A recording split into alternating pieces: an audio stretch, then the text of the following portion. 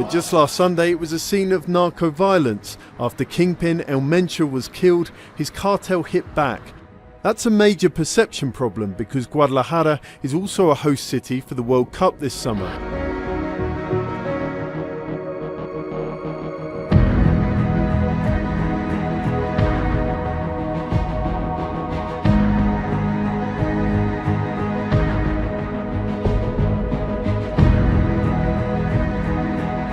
Saw the ground workers running around, going inside, like trying to hide. It's not unusual in Mexico, just didn't think anything of it. Kept going, saw another car on fire. Like, okay, that's kind of weird.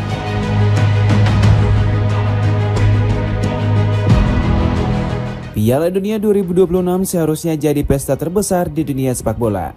Tapi semakin dekat turnamen ini dimulai, semakin banyak keresahan yang muncul dari berbagai sisi. Meksiko yang jadi salah satu tuan rumah sedang dilanda gelombang kekerasan kartel narkoba. Guadalajara yang dijadwalkan gelar 4 laga sempat diguncang pembakaran kendaraan dan pemblokiran jalan oleh kelompok kriminal. Harga tiket juga bikin galang kepala yang dikenai 17 juta rupiah buat satu pertandingan. Bahkan Donald Trump sendiri bilang dia nggak mau bayar segitu buat nonton laga pembuka. Penasaran kisahnya seperti apa? Dengerin ceritaku sampai selesai.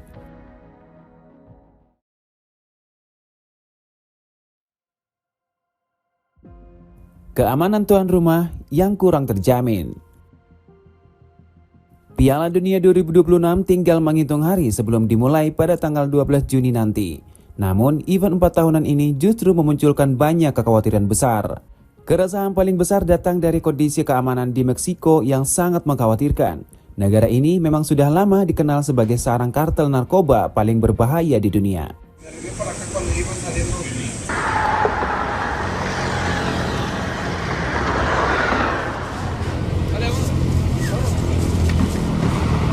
¿Qué otro dices?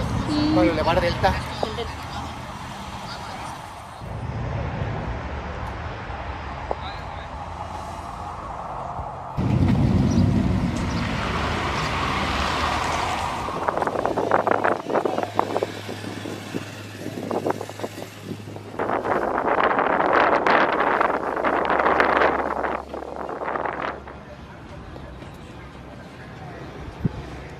Situasi makin mencekam setelah Nemesio Oseguero Cervantes alias El Menco, pemimpin kartel terbesar di Meksiko, tewas dalam operasi keamanan pemerintah.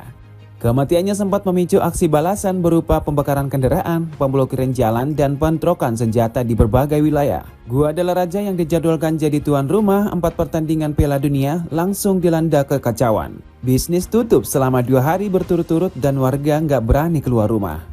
World Aquatics bahkan sempat membatalkan ajang Diving World Cup yang rencananya digelar di kota itu karena situasi dinilai terlalu berbahaya. Kalau turnamen renang aja dibatalkan, bagaimana dengan turnamen sepak bola yang datangkan jutaan orang? Presiden Meksiko yakni Claudia Sheinbaum mengakui situasi sudah kembali normal, tapi banyak yang nggak percaya.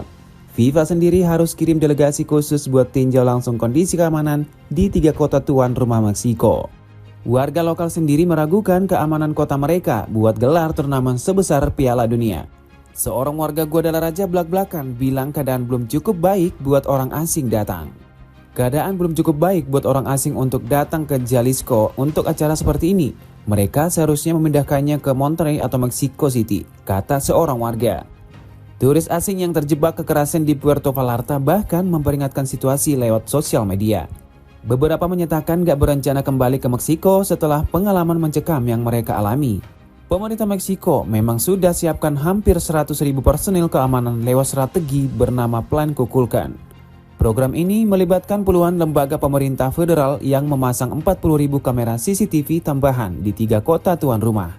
Mexico City yang jadi lokasi pertandingan pembuka masih termasuk kota paling aman di Meksiko, menurut peneliti dari Autonomous University of Coahuila. Tapi berbagai kelompok kriminal tetap beroperasi di sana dan terlibat dalam pembajakan produk, perdagangan manusia, dan pemerasan. Industri keamanan swasta di Meksiko justru kebanjiran order menjelang Piala Dunia. Gabriel Hernandez dari Amoring Group yang jual mobil dan pakaian anti peluru bilang ketidakamanan negara ini yang dorong pertumbuhan bisnisnya. Tapi pakar keamanan Luke Evans bilang peningkatan pengamanan gak otomatis hilangkan risiko kartel yang sudah mengakar puluhan tahun di negara itu.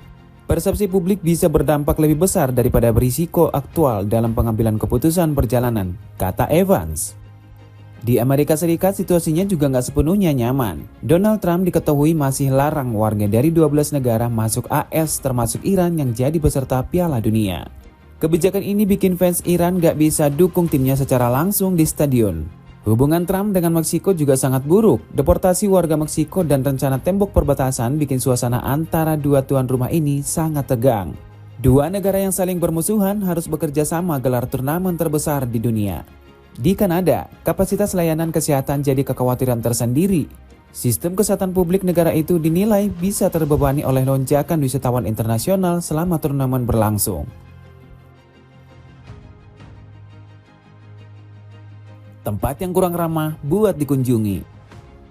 Bukan cuma soal keamanan, Piala Dunia 2026 juga bikin resah dari sisi biaya dan kenyamanan. Ini bisa jadi turnamen paling mahal yang pernah ada buat ditonton langsung. Harga tiket pertandingan mencapai level yang gak masuk akal. Tiket laga pembuka AS melawan Paraguay di Los Angeles dihargai $1 juta atau sekitar 17 juta rupiah per lembar. Donald Trump mengaku keberatan jika harus membayar tiket tersebut. Kalau presiden negara tuan rumah aja nggak mau bayar, bagaimana dengan rakyat biasa yang gaji sebulannya nggak sampai segitu? Saya bahkan nggak mau bayar $1 juta buat nonton pertandingan itu, kata Trump soal laga pembuka AS vs Paraguay. Tiket final di MetLife Stadium bahkan lebih gila lagi dengan harga mencapai ratusan juta rupiah. Presiden FIFA yaitu Gianni Infantino sampai berkelakar, siap kasih layanan ekstra buat yang mau bayar jutaan dolar demi nonton final. Para pengamat ekonomi bilang FIFA menerapkan sistem dynamic pricing yang berubah-ubah sesuai permintaan. Sistem ini bikin harga tiket bisa naik drastis mendadak dan supporter nggak punya kepastian berapa yang harus mereka bayar. Efek dari harga tiket yang selangit ini langsung terasa di okupansi hotel. Vancouver cuma catat 39% tingkat hunian hotel, padahal tahun lalu di periode yang sama sudah 53%. Boston lebih parah lagi dengan okupansi cuma 32% dari 44% tahun lalu. Asosiasi Hotel AS bahkan khawatir Piala Dunia gagal datangkan gelombang turis seperti yang diprediksi. Biaya transportasi juga bikin pusing. Tiket kereta ke Stadion New Jersey tembus 2,4 juta rupiah per orang dan kebijakan NJ Transit ini langsung dikritik habis oleh calon penonton. Kombinasi tiket mahal, hotel mahal, dan transportasi mahal bikin banyak supporter kelas menengah ke bawah gak mampu menonton. Padahal mereka inilah supporter fanatik yang bikin atmosfer stadion hidup. Para pengamat ekonomi peringatkan bahwa sistem harga dinamis yang diterapkan FIFA berisiko matikan jiwa sepak bola itu sendiri. Stadion bakal terisi penonton kaya yang diam, bukan supporter fanatik yang bernyanyi dan bikin koreografi. Perang Iran-Amerika awal tahun ini juga bikin harga minyak naik dan tiket pesawat makin mahal. Supporter dari Eropa dan Asia yang harus terbang jauh ke Amerika Utara bakal kena biaya perjalanan yang sangat besar. Buat tampilan kamu makin keren dengan ankle patch dari Yasa yang bisa didapetin mulai dari 63 ribuan aja. Cek link di bawah ini. Negara partisipasi dibuat repot. Bukan cuma penonton, tim-tim peserta juga dibuat repot oleh fasilitas dan logistik yang kurang memadai. Piala Dunia 2026 jadi turnamen paling ambisius dengan 48 tim di 16 stadion dan 3 negara sekaligus. Masalah pertama adalah jarak tempuh yang gila. Gianni Infantino mengakui tantangan turnamen ini sangat besar karena melibatkan 3 negara dengan zona waktu yang berbeda. Tantangannya adalah seluruh logistik. Ini bukan 3 negara kecil, 3 negara besar. Jarak, zona waktu, perbedaan iklim, ketinggian di Meksiko, permukaan laut di bagian lain, kata Presiden FIFA. Beberapa tim bahkan pilih base camp yang lokasinya sangat jauh dari stadion pertandingan. Timnas Jepang memilih base camp di San Jose, California yang jaraknya ribuan kilometer dari beberapa venue pertandingan mereka. Korea Selatan pilih base camp di Boca Raton, Florida, yang artinya mereka harus terbang lintas negara setiap kali ada laga di sisi barat AS. Perjalanan bolak-balik ini bisa sangat menguras tenaga pemain. Sementara itu, Prancis menggunakan base camp di kompleks olahraga UCLA di Los Angeles. Tapi kalau mereka harus main di stadion di pantai timur, perjalanannya bisa makan waktu 5 jam penerbangan sekali jalan. Yang paling bikin heboh adalah keluhan timnas Inggris soal fasilitas hotel mereka di Kansas. Skuad Thomas Tuchel mengeluhkan kasur yang keras kayak batu dan bantal yang gak nyaman sama sekali. Lebih parah lagi, dinding kamar hotel The Inn at the Meadowbrook yang jadi tempat tinggal Inggris ternyata terlalu tipis. Para pemain termasuk Harry Kane sampai bisa dengar suara aktivitas seksual dari kamar sebelah dengan sangat jelas. Bisa bayangkan Harry Kane yang besok pagi harus main di Piala Dunia, tapi semalaman gak bisa tidur karena dengar suara dari kamar sebelah. Ini level ketidaknyamanan yang harusnya gak terjadi di turnamen sekelas Piala Dunia. FA langsung bertindak cepat dengan mengganti seluruh perlengkapan tidur dan mendatangkan ilmuwan khusus soal tidur. Tuchel gak mau kualitas istirahat pemainnya terganggu menjelang turnamen paling penting. Bandingkan dengan Piala Dunia 2022 di Qatar yang semua stadion berjarak dekat dan fasilitas hotel bintang 5 tersedia di mana-mana. Di turnamen ini, tim harus terbang berjam-jam antar kota dan tidur di hotel dengan kasur kayak batu. Arab Saudi bahkan pilih base camp di komplek olahraga yang biasanya dipakai buat latihan sepak bola kampus. Sementara Belgia, Portugal, dan Maroko sampai sekarang belum umumkan base camp mereka karena masih bingung cari tempat yang layak. Iran yang sudah berperang dengan Amerika harus main 3 laga di tanah musuh, yakni 2 di Los Angeles dan 1 di Seattle.